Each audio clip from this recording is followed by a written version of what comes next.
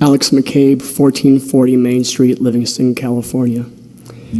So I come to you today as a concerned citizen, and I first want to say that being pro-justice doesn't mean you're anti-law enforcement.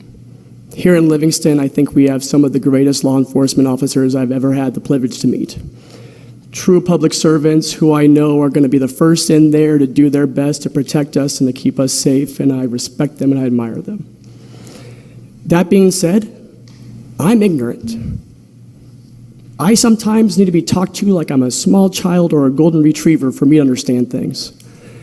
And so recently, there's been acts of what I would call violence against members of our community perpetrated by law enforcement that may be fully justified and with the rights of the officer. Me as a civilian, I don't understand these things and I don't know these things. So what I would like to ask of you is to educate me and educate the public. We already do a great job with our program for our high schoolers. It's one of the best in the country. I've heard it said multiple times. But we really don't do anything for us adults. And us adults are really the ones who are interacting on a regular basis with law enforcement here in Livingston. Right now, we're lucky that we have a law enforcement officer on our council. And I think it would be great, Councilmember Garcia, if you would consider helping in this effort to educate the public on really proper interaction between the public and officers so we have a better understanding. The city of Merced does what's called the Citizens Police Academy. So that's a program where they educate the public on what officers do and how they're supposed to interact. Recently in Livingston, about 30 days ago, a resident was in a verbal confrontation with an officer.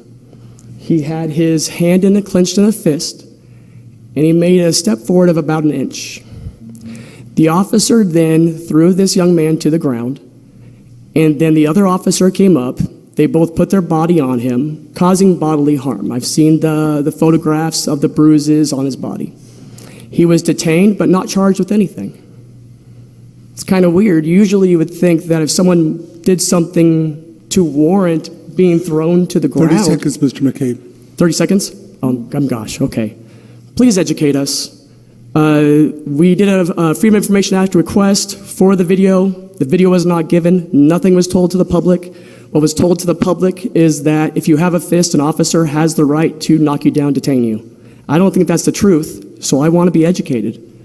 I want to know that there's not a cover-up going on in Livingston and that our officers were justified in putting someone on the ground.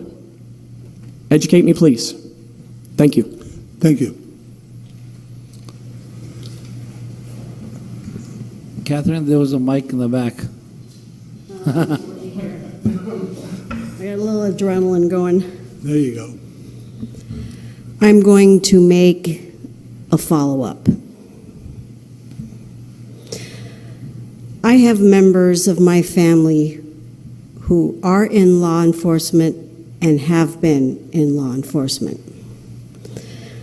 So I try to take a middle position on things, many things, and I do support our law enforcement. Here is what is bothering me. It is my understanding that one of the reasons for having the body cameras is so that there could be more transparency and that whenever a police officer might have been in a position to where there is another video of an incident and then you have the camera, the one video that might be out in the public tells one side of the story and the officer's body camera tells another part and will exonerate the officer. We've seen cases on the news where there has been one video out in the public and the department in question has released the body camera that exonerated the officer. In this case, it was my understanding that the city originally agreed to release the body camera footage as soon as the investigation was completed. Then, After the investigation was completed, the city sent a letter reneging on that promise. That is what bothers me.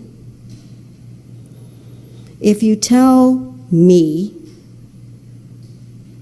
or someone else in the community, as soon as our investigation is done, we'll give you a copy so that you can see what really happened. And then after the investigation is over, you renege on that promise.